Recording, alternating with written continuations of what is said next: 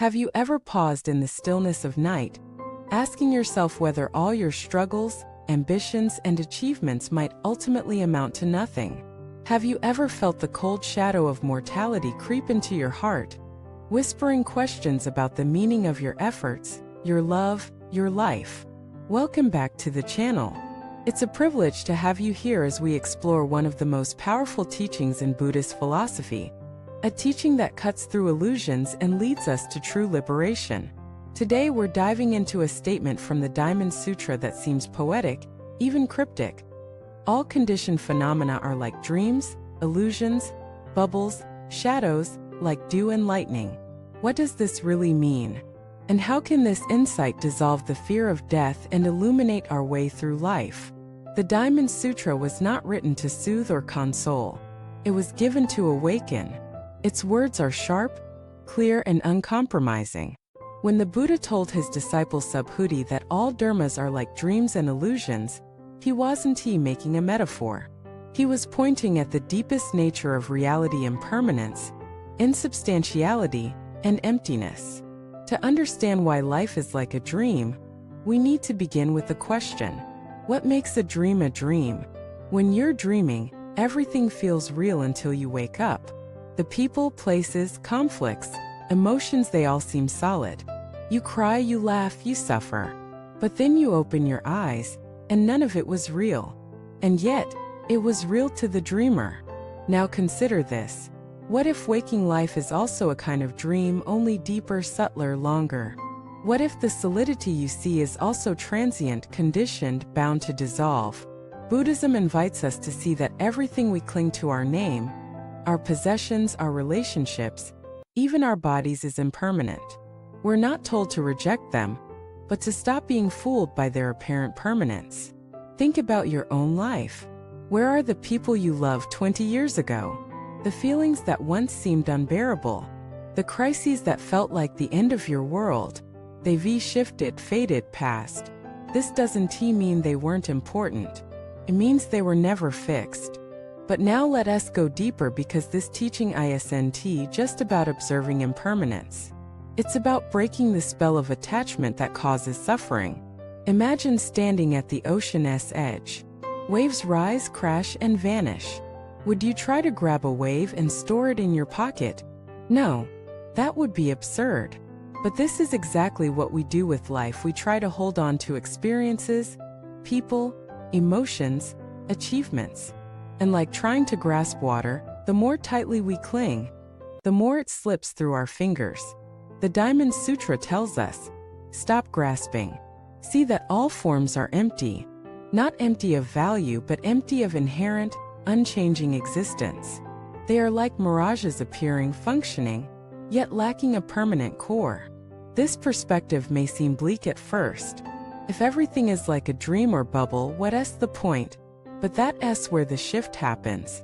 Once we truly see the dreamlike nature of life, we don't become numb, we become free. Let us explore a story. There was a man named Julian who, in his late 30s, was diagnosed with terminal cancer. At first, he resisted, desperate to prolong his life, to preserve his legacy, to fight death with every ounce of energy.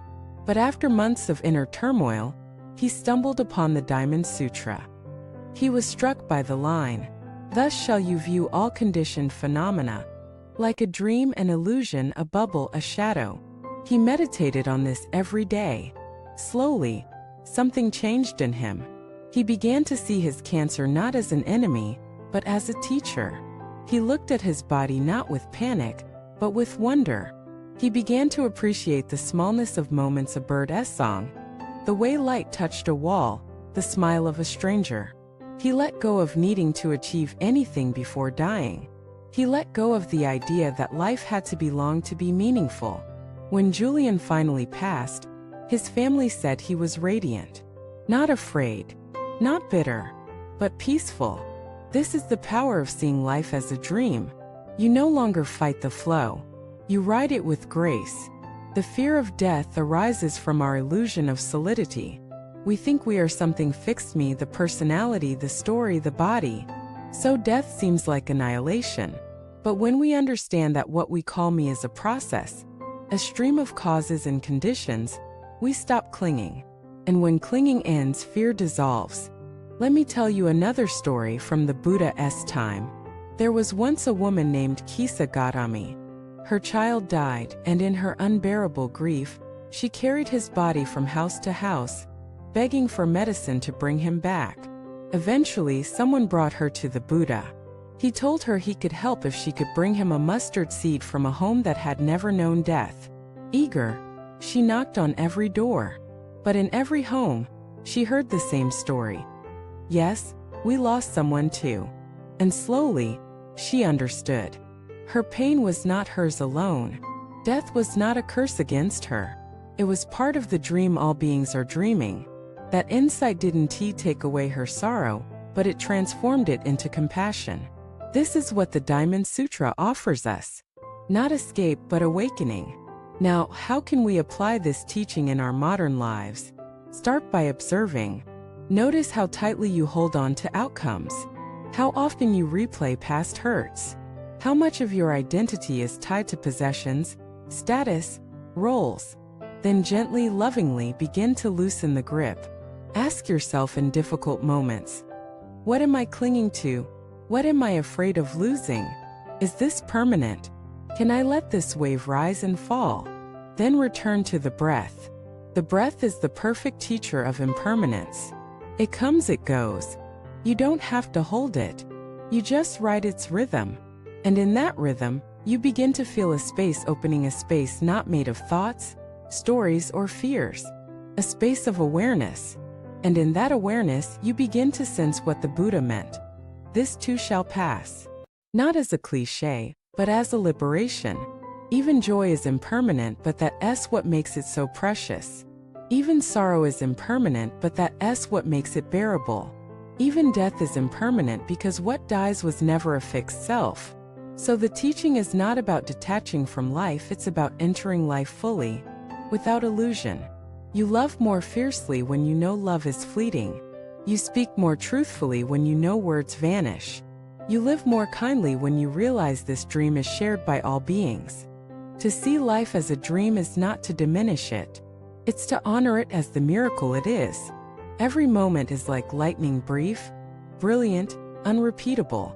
So let us not waste this flash of existence in clinging, in hatred, in greed.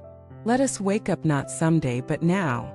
Let us see that behind this dream stands a luminous awareness, untouched by time. That is who you truly are. Thank you for watching this video. If this message resonated with your heart, please share your reflections in the comments, subscribe to the channel, and walk with us on this path of awakening. Your presence makes this journey richer.